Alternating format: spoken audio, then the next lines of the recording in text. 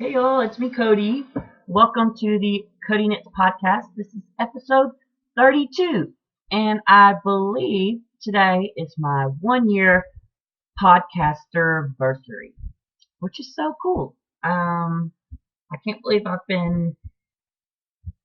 um, I've been knitting a little over a year now, and I have been podcasting for a year, and it's still crazy to me that you guys come and watch, and I appreciate it, and it's fun.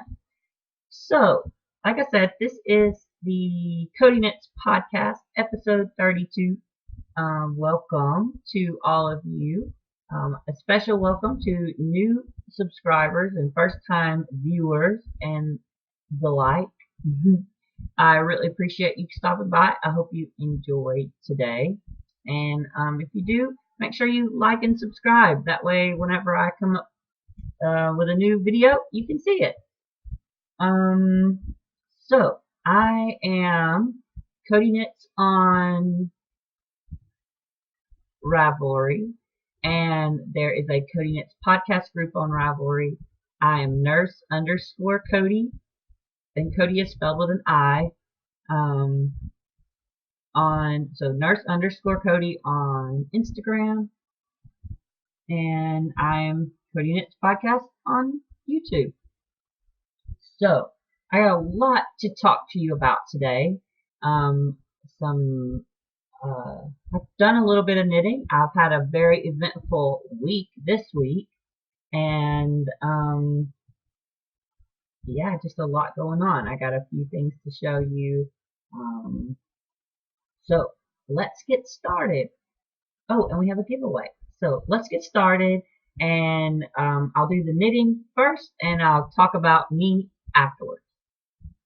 So, where to start? Well, let's talk about discharges. I don't have like a big thing of discharge, like a big project discharges, but what I have is I've knit up a couple of these little earbud pouches.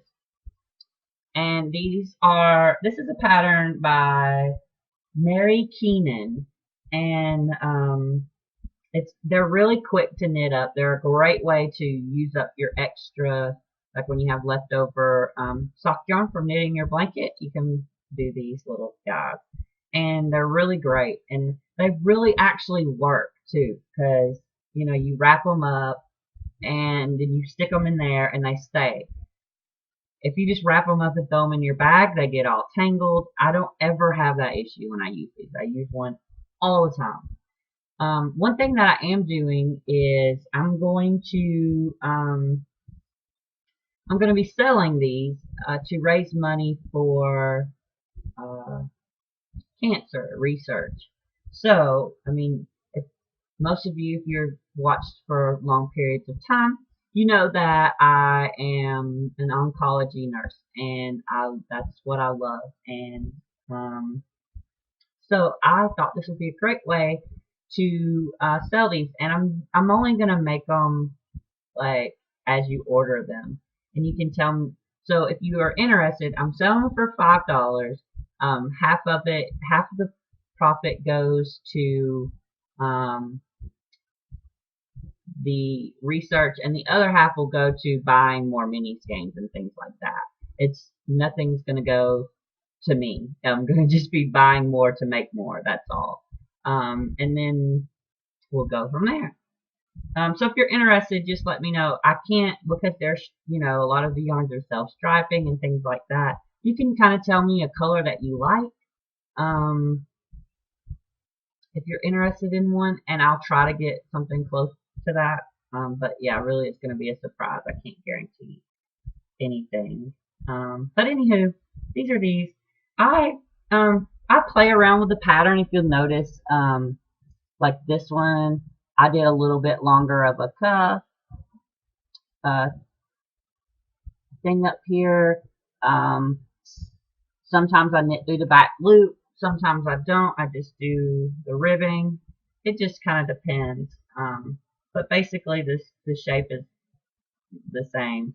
And they're really quick to make, and um, I just really enjoy knitting them. I use the pattern. It's a free pattern, I believe.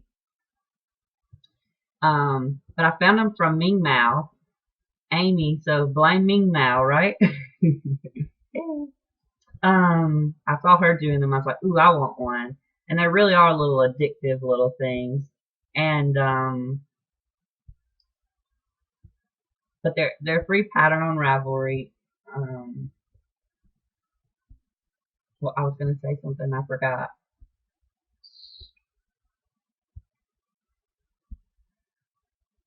Anyway, let me know if you're interested. If not, that's okay too. But you can go knit your own as well, and they're really fun to make. So that's all the discharged products objects that I have. But I have a few workups. Um, so if you didn't catch the gist, since I'm a nurse, I kind of changed my titles, things, or whatever segments to more nursing related things. So discharged means finished objects, and workups are my works in progress. And here's one. I'm knitting another barley hat by Tin Can Knit. Uh-oh. I'm using DPNs, and these DPNs are okay. They're not my favorite, but I don't really have DPNs that are my favorite. So there's a little section. Yeah. So this is the same yarn that I knit my other hat in. Um, that ended up going to my grandmother. She kind of said, "Ooh, I really like that," so I gave it to her, and it was supposed to be for me for my birthday from myself. So I'm making me another one, and this is my knitting journal, and I am just turning to that page.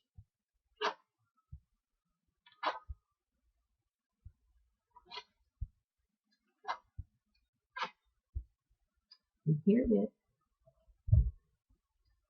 So here's the yarn. It is Black Wolf Ranch. It's 100% alpaca. Color is champagne. So so there's that. I haven't added the little. So for those of you who might not have seen my notebook before, like or my journal before, I always add a little sample of the yarn just to kind of. But I haven't added that because I haven't finished that second hat yet. So that's that. What else? This is in my Mina Makes bag, and it is my first toe up socks. And this is a little DPN Codi that Kay gave me from the Bakery Bears podcast. Isn't she sweet? I love them. So I think when the people who podcast, often we tend to think that everyone watches the same podcast we do. And I know there's a lot of new people who, like I know whenever I first kind of joined this online knitting community, I didn't know what anything was. And I kept hearing people say Bakery Bears and things like that. And I was like, what in the world are they talking about? So I'm going to try to be better about that and not just assume. But for those of you who do not know, Kay and Dan Jones they have a podcast called the Bakery Bears Podcast, and it's a wonderful podcast. And it's so much more than just a podcast. They do tutorials. They take you places around the UK and show you castles and their favorite places to knit and beautiful scenery and Dan is really good about giving you the history behind, and they're always trying new things. They have games, and it's just wonderful. They're wonderful people, good-hearted, and their podcast is really well made. I support their podcast as a Patreon, and I'm proud to do that. And so, just if you in YouTube search the Bakery Bears podcast, you'll find them, and they're wonderful. So, and um, Dan is a cancer survivor, okay, um, which is awesome, and that really have brought a connection for me, uh, made a connection between me and their podcast, and I've um, really been inspired by him and Kay both, and their strength and their courage, and just how awesome they are. So yeah. Anyway, back to the sock. This is my first toe up pattern. I think this is a square toe. I just picked the toe out of one of my how to make socks books. I can't remember the name of it. Sorry. It's on that shelf back there. Back there. But anyway. And what I'm doing is I'm just knitting the length of the foot, and I think I'm pretty close to where I'm going to put in the fish lips kiss heel, and then I will do the leg. And I'm only doing them one at a time because it was the first time doing this, and I think I might be able to enter this into a grocery girl podcast knit along. I don't remember because that's the first time I've ever done that. So done a toe up sock. So anyway, this is a self patterning yarn. I'm just knitting it, vanilla, just straight stockinette. The yarn was gifted to me, thanks. And I'm loving it. Here's what it looks like in the ball. It's beautiful. I wish you could feel it. It's so soft, and I can't wait for that to be on my foot, on my feetsies, my little toesies. But this is it. Cascade Yarn, Heritage Prints. The color is number 7, and it's denim. It's 75% superwash merino, 25% nylon. And for those of you who may be new to wool yarn, merino wool is known for being extremely soft. The nylon, it adds some structure to the yarn so that you don't get holes in your sock as easily. I'm knitting them on.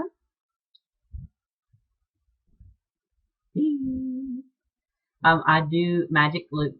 They're Chalgu red lace. And I love the sharpness of the needles. I really recommend these. They're a little more expensive than some of your Knitter's Pride and such, but one day I hope to have a whole interchangeable set of these. I like the cord. It doesn't wrap around and get all tangled and stuff. This is as wonky as the cord ever gets.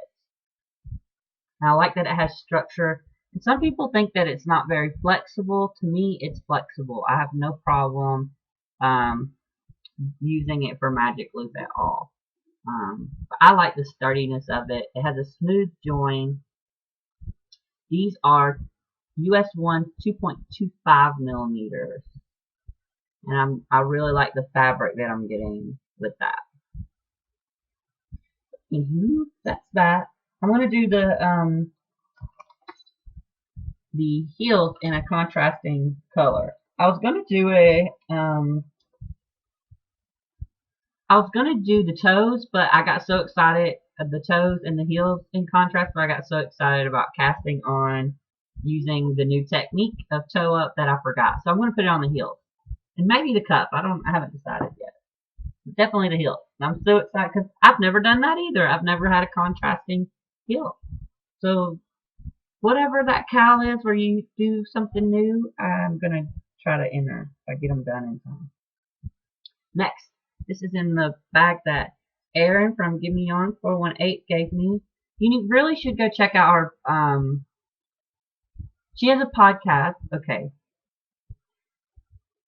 those of you who don't know, Erin is wonderful. She has a podcast called she's Give Me On 418 on. I think she's Give Me On 418 on YouTube, and she has the Thank God It's Finished segment podcast or whatever. So I can't remember if she's Thank God It's Finished or if she's Give Me On 418. I'll try to put a link. I just have her queued up, and I mean, I've subscribed to her, so every time one of her videos comes up, I watch. And she has shorter videos, so when she shows off what she does, she's a really, to me, I think she's a really fast and fabulous knitter. She also crochets and does other crafts, and that's really cool to watch too. And she shows us off. This is Diamond, if you don't know. She's sitting in my lap and she's being a wiggle worm. Aren't you? You being a wiggle worm? Oh, it's my little Diamond. Mm-hmm.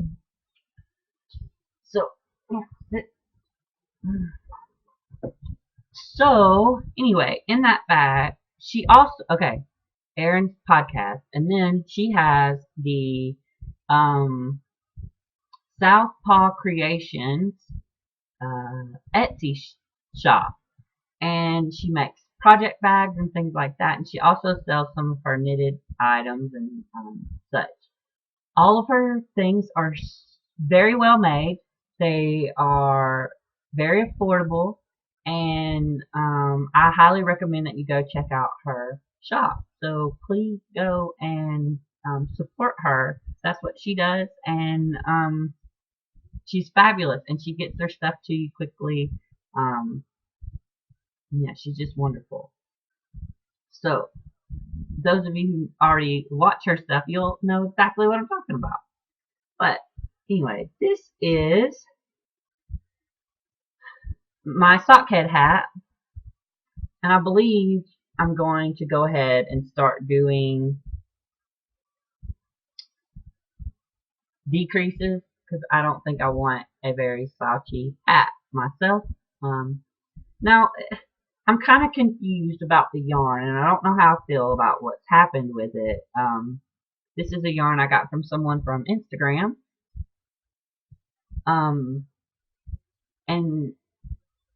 it's the charcoal gray, and then it looks like the rainbowy part was striping, but then, and it's so weird because I haven't really increased stitches, but now it's like pooling. Sorry, it's really scrunched up on the needle. All right here. So I don't know. Sometimes I like it, and sometimes I don't. So yeah. But anyway, I'm not fussed about it, but I was hoping that would continue to just kind of swirl around. I thought that was really cool. Using, these are US 2.75. These are Addy Turbos needles. I like them, and they're just short little circulars. Yeah, and my little stitch marker with a T. So that's fun.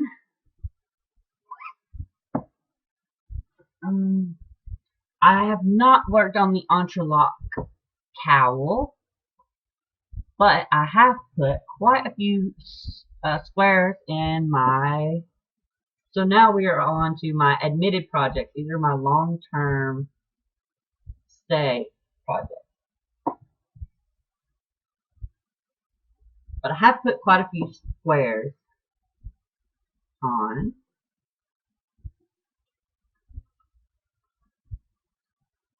Um, so let me show you. This one is from my first sock I ever made for my aunt. This one was a gift.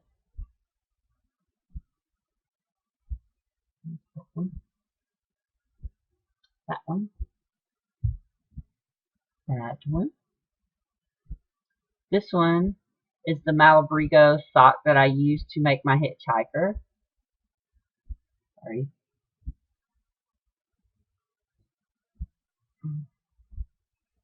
This one, the part down here, this this one is sunflower, and this is a little mini that Rachel from Not Our Fiber sent me with a order that I bought from her a while ago. I didn't have enough, so I used a little bitty piece of pink here, and then a little bit of this same square. Oh no, I just realized I put two. I put, there's two of these. Whoops. Oh well, whatever. I'm not taking it out. So these have all been cast on since May 1st. And so that's 1, 2, 3, 4, 5, 6, 7, 8.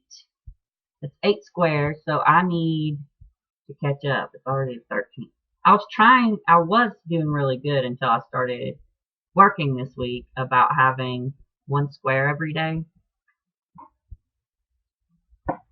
So let me get out my knitting notebook again, my knitting journal, and I'll tell you some stats. So for the month of April, I only added 7 squares, and that put me up to 83 squares. So I've already put in more this month, so that's good. So it's growing. Pretty soon I'm gonna need to get new minis. So if anyone is wanting to swap, let me know, because I only have I probably have about 15 more mini skeins that I haven't used in my blanket yet. So let me know if you're interested in doing a swap. What's next? Oh, so I did get some mail this week, and it was so sweet. It was a surprise, and it was for my birthday. And Michelle sent me this beautiful little package. She put it in a Ziploc because in case it rains, and it all gets wet. So thank you so much. This meant so much to me. And it's just so thoughtful. People in the knitting community are so wonderful, and it really does mean a lot when someone who really doesn't even know you sends you something. I have friends and people who see me often or live in the same state and city as I am who didn't even mention, happy birthday or anything like that.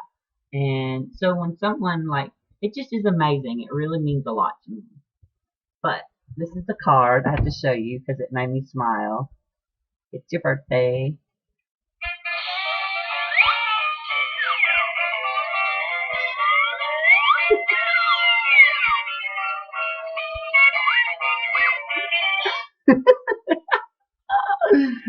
I love this. This made me laugh so hard.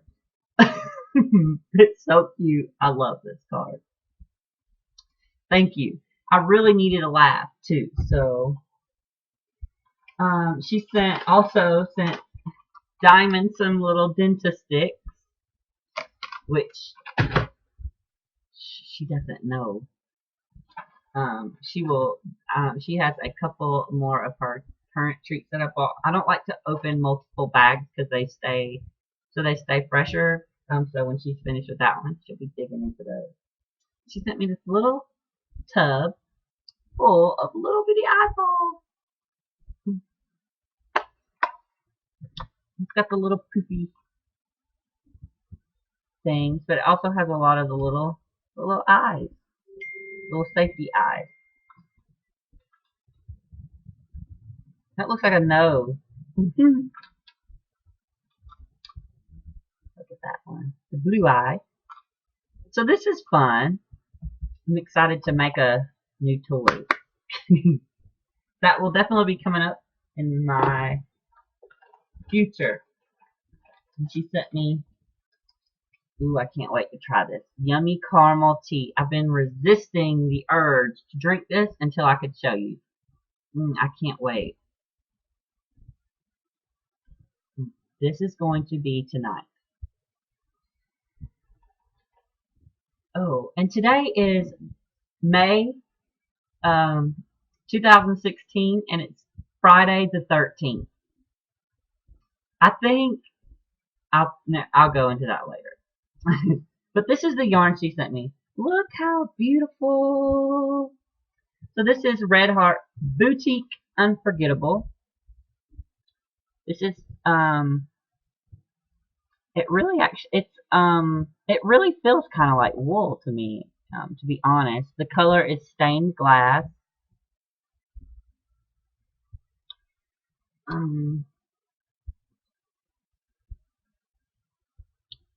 It is a number 4 medium worsted weight. It's 100% acrylic.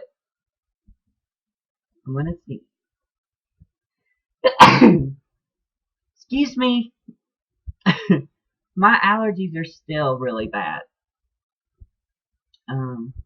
A lot better. My eyes and things are a lot better, but I was watching back on a podcast of mine, and my eyes just looked like they were so puffy and swollen. Anyway, she gave me 2 balls of this, and it's beautiful, and I can't wait to knit something up with it. So thank you, Michelle, so much for sending me this. And oh, and she also sent me these little gummy pandas. They're raspberry, yumberry, and they really are yummy. I've been eating them. I've been trying to savor them, so I eat like 1 or 2 a day. What's next? Oh, the giveaway. So, I had some cable needles, Knitter's Pride cable needles. Here they are. And, I like to do things with cable, but these cable needles have little notches in them. Let's see if I can take one out and show you. It's not food. No, it's not food, so it's not for you. Anytime she hears that crinkling noise, she thinks it's food. But can you see how it has the little grooves in there? I don't like that now. It was great when I was first doing cables, but because what it does is it grabs on and holds your yarn. So when you are, for instance, cable 4 back, you put 2 on here, and then you flick this to the back and just drop it, and then you knit 2, then you pick this up, and you can either knit 2 from this off of this one, or you can put them back on your needle and then knit off your needle, however you want. But to me, it slows me down a lot because it grabs it. Now that would be wonderful. It was wonderful when I'm doing new cables, new to cabling, and you're scared you're going to drop your stitches and all this stuff. This, you will not drop your stitches. So anyway, I put out there if anybody wanted, they could go to my Ravelry group and tell me, what they want to do with them, etc. So I did a random number generator. There's 5 entries. Well, was there 5? I think there was 4 entries, and there were 5. One of them was me, so 4 really. And it was just so happened that the number that came up was 2. So that's the Ravelry name is Studio Vaughn Designs, and so that's Bonnie from California. Yay! So I will be, if you get in touch with me and let me know, send me your address and such, I will send these out to you. And probably put in some other little goodies with that as well. So, with that being said, with the whole cable thing, is one thing I wanted to do is encourage, especially people who are new. Amy Ming Mao was talking about this in her latest podcast. Hey, Amy, about being scared to do a project because it has a stitch in there that you don't know. She used the example of make one left, make one right, and really those are simple, really simple stitches. Or some people won't do anything that has a yarn over in it. Things like that. I really want to encourage you, especially if you're new, to try new stitches. Go out there and look for a pattern that has a new stitch or a new technique that you've never done, and you'll see how simple it is really. And what you do, or what I always do, is I search it in YouTube and have someone show me, and I watch it, watch them do it, and that I learn like that the best. Sometimes if I read, if I just read it, I don't understand what it's saying. But if I watch somebody do it and explain it, then I get it a lot better. So go out there and find a pattern, do something you've never done, try something with cables, um, do something with a different stitch that okay, you need to pick it up. She wouldn't be still, and she's digging her little claw into my leg. Go out there and try it and see. You might be surprised. You might be missing out on something. You're like, wow, this is really fun. I enjoy knitting this. So anyway, go try it. So,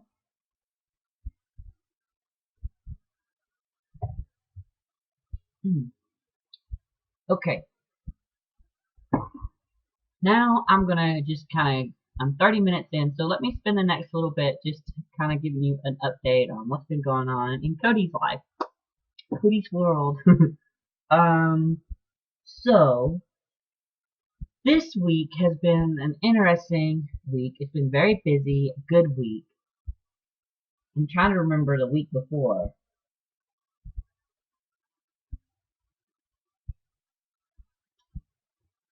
Uh, Mother's Day was on the 8th, May 8th. It was Sunday. So I went and saw my mom, and that was nice. Actually, my um, my brother, my older brother, he's the only brother really.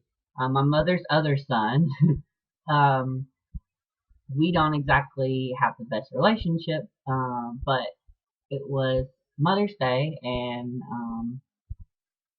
anyway, he took us all out to go eat for Mother's Day, and my mom got all dressed up, and we went out to eat, and it was nice. Um, it really was nice. There was there's just some things that I'll talk about later that make it weird. Um, for me anyway. But I knew my mom appreciated that we were both there, and my niece went, and so it was me, my mom, my stepdad, my niece, and my brother and his wife.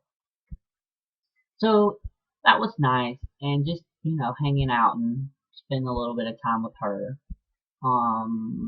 That was Mother's Day, and then this week I started work at here in Atlanta. I am working. It was orientation week, so I was doing a lot of the hospital orientation stuff where they teach you about our, the model that our hospital follows, what our mission is, and things like that.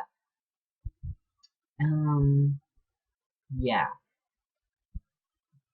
it was. I mean, I'm how do I say this? So I've worked at this hospital before, and so I'm a rehire, but they still make you go through the orientation again. And I'm not complaining, but it was really boring and stuff that I already knew. But at the same time, that's easy money. I'm getting paid just to sit there and listen to stuff that I already know. And actually, I knit a lot while I was, sitting there listening. And I did spend a couple of days at the infusion center and got to work with a couple of nurses and meet the team and start getting the flow of how they do things. And it's such a different atmosphere at the clinic and the infusion center, and I really have been enjoying it. um, so I started that this week. um, Yesterday. So it's funny that today is Friday the 13th, and everyone talks about bad luck. Well, I think my Friday the 13th happened a day early. It was yesterday, and I I was supposed to be at the infusion center at 8 o'clock, and I went out to my car at 7:10, and there's a big nail in my tire, and it's flat. I'm like, oh no, my first week back, and I have to call my boss and tell her I'm gonna be late because I have a flat tire. That was annoying. So I get the donut tire out of the back and the jack and all that, and the jack, I'm sitting there turning the stupid thing, and it only went up so far, but it wouldn't push the car up. No matter how much I turned, I got it under the thing, and it just, the car was not moving up at all. I don't know what the deal was.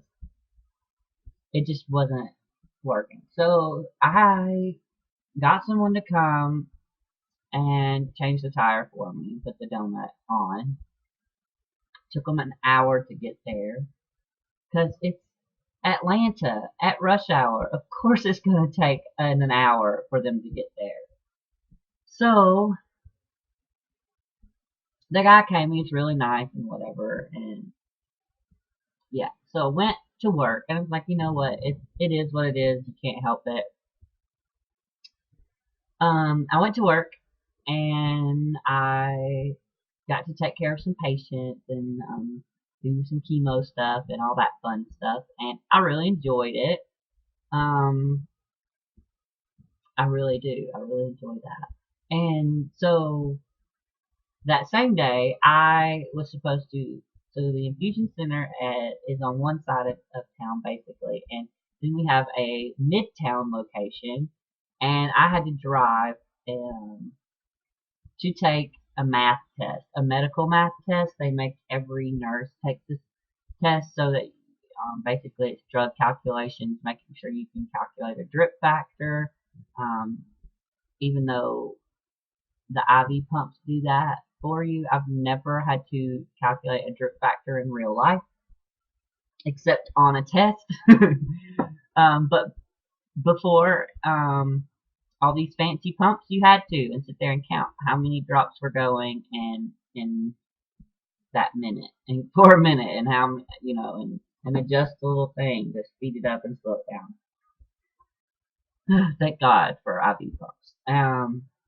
So you have to do that, and then things like you know sliding scale insulin to make sure you get enough the right amount of units of insulin.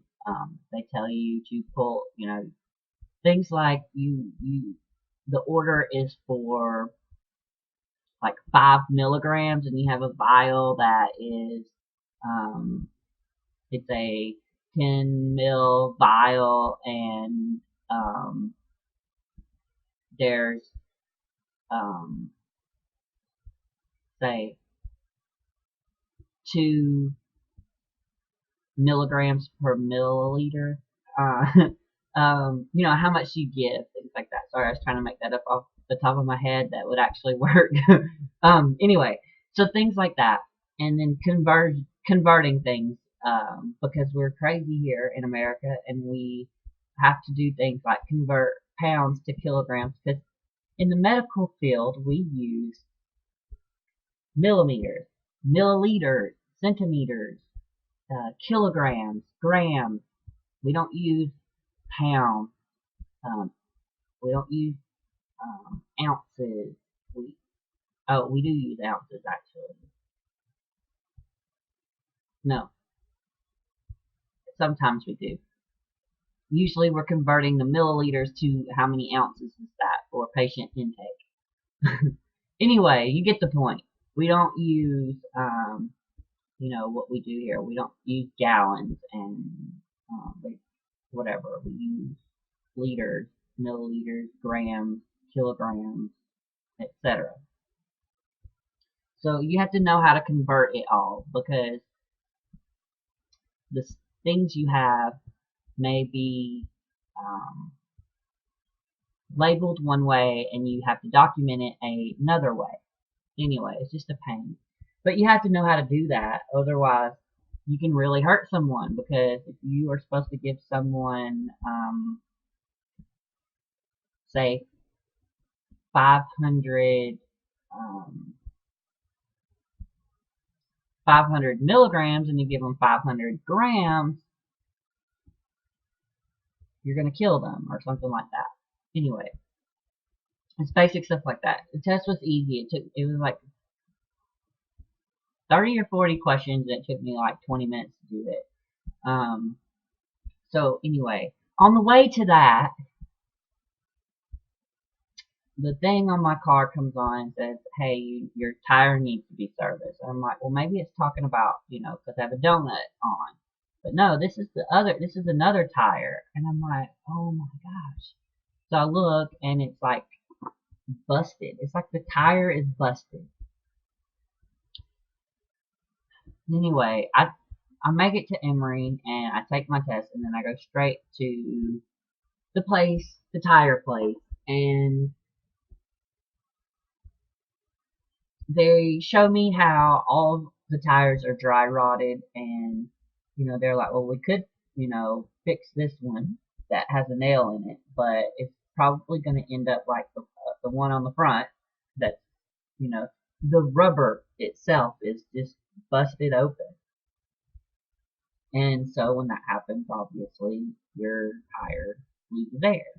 Then he showed me the other two. I asked him to look at the other two, and he showed me those, and they're dry rotted. So I really need to go ahead and get 4 tires, new tires.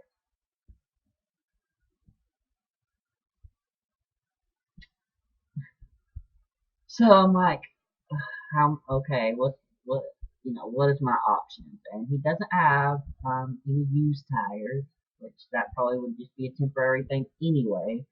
So I ended up having to spend $1,058 on 4 new tires for my car. I do not have $1,058 at the moment.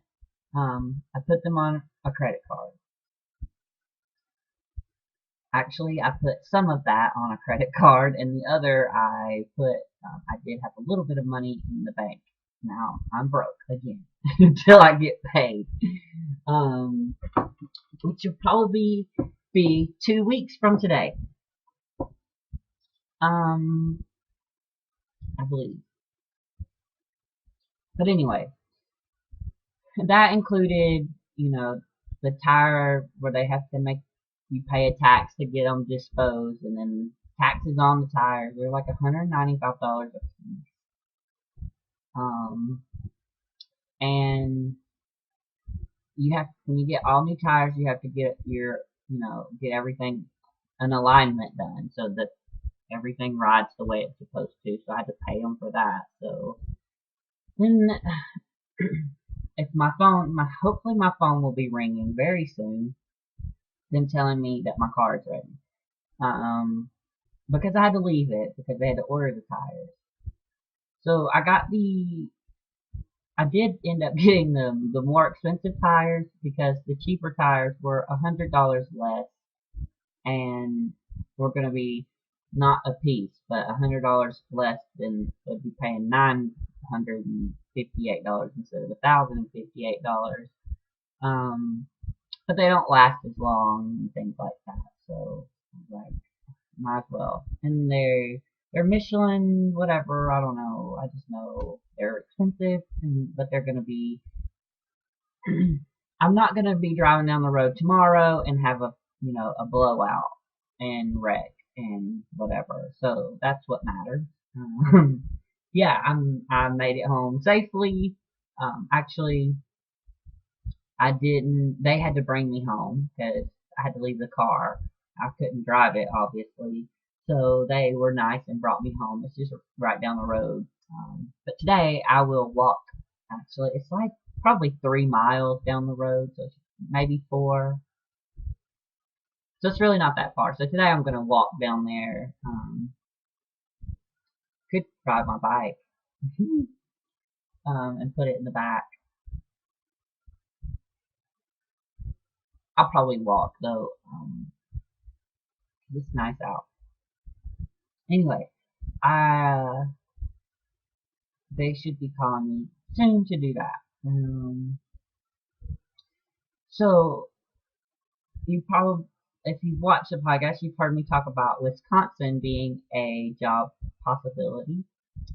I've had more communication with them, and I am gonna fly out there in 2 weeks.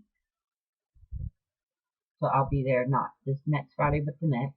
I'm gonna fly out there and visit.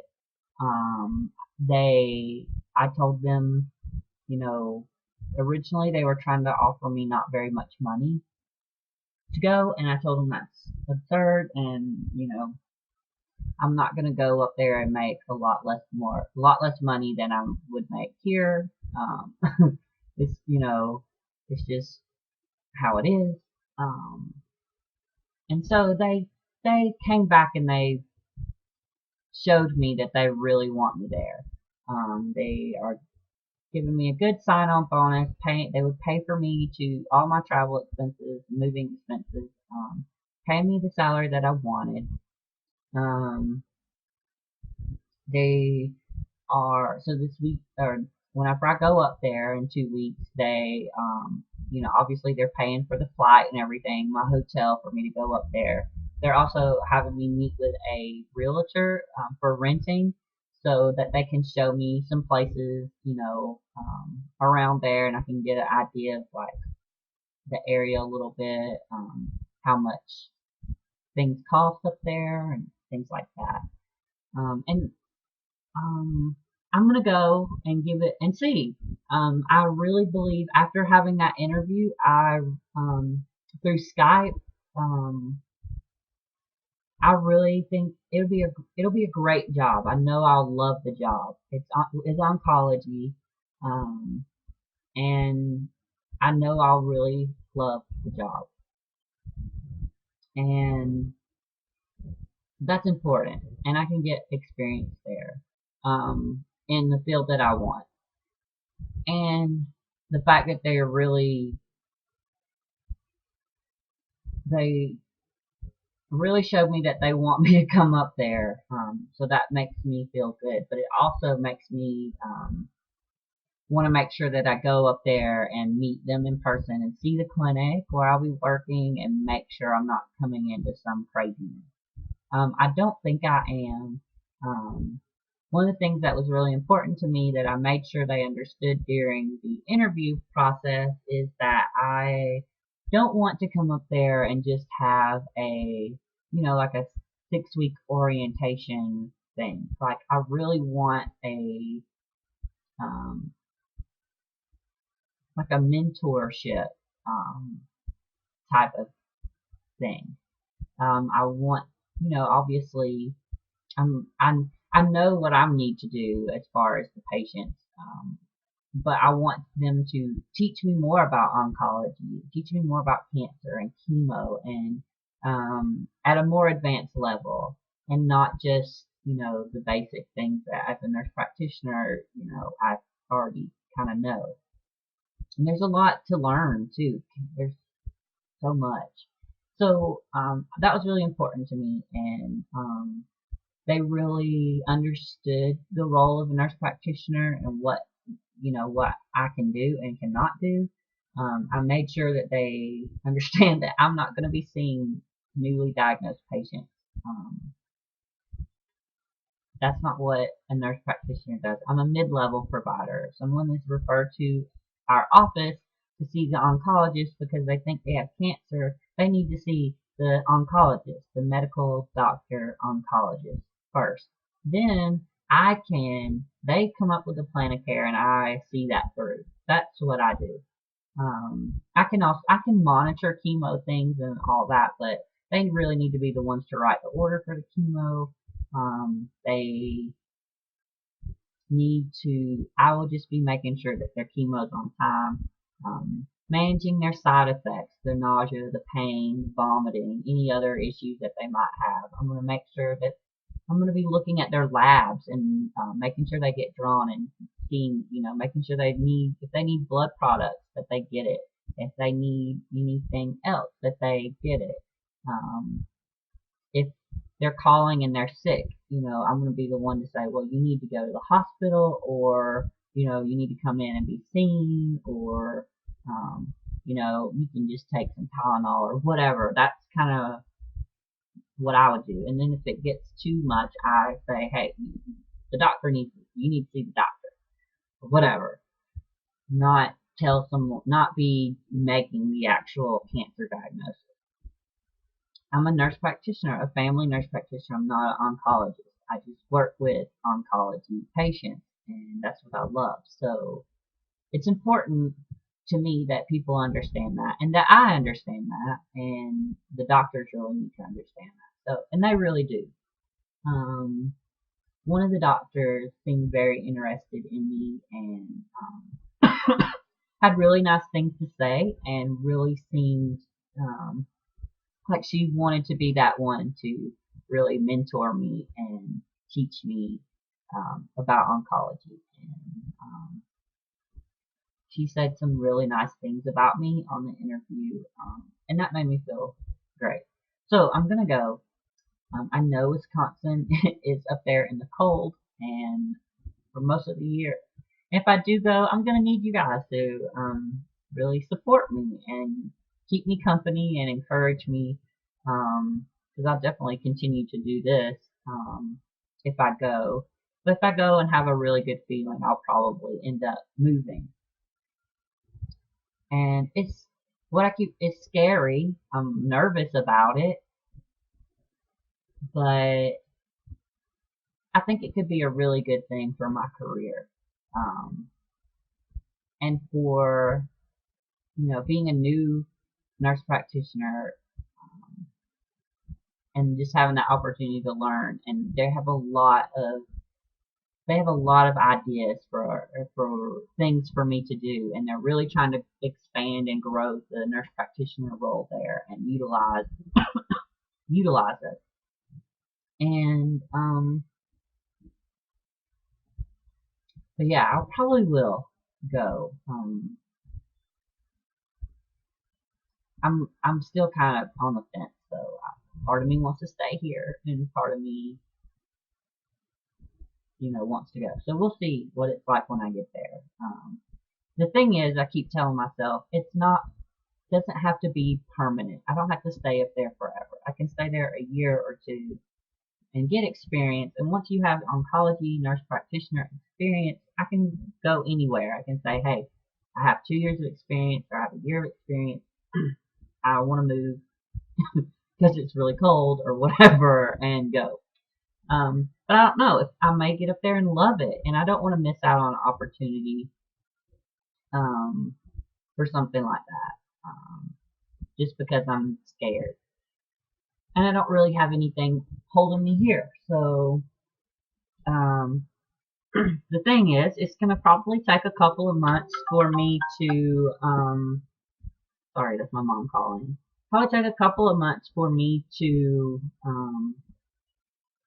for for credentialing and my license and all that stuff to get set up there. So I'll still be here a couple of months. I'll continue to work where I'm working now, um, and that way I continue to get paid and all that kind of stuff and go from there. So anyway, a lot of you have been really kind and kind of just encouraging and giving me good feedback. People who've been there, lived there. The place is called, I don't know how to say it, but it's Minocqua, and it's affiliated with the Marshfield Clinic in Wisconsin. It's in North Wisconsin. Um, it's a forested lake community. It seems like it's going to be very beautiful. So if you know anything about that area, have any experience or know people, give me some feedback. I've been, doing a little bit of research. So if you know, just send me a message and let me know what you think, and all that. And so I will, definitely let you know by the end of the month what I choose, because they're probably going to want me to make a decision the weekend that I go. I'm not going to rush myself into a decision though. So, but I probably will make a decision this month, because they need to know. It's not fair to them either. They could be looking for someone else. But anyway, I need to get ready to go and get my car, and since it's going to be a long walk, and have some lunch. But I hope you are all doing well. I hope you have a wonderful week or two, and hope you're staying busy with lots of crafting and knitting. I haven't done any sewing, but I hope you are doing whatever craft you do and that makes you happy. And I will see you all very soon.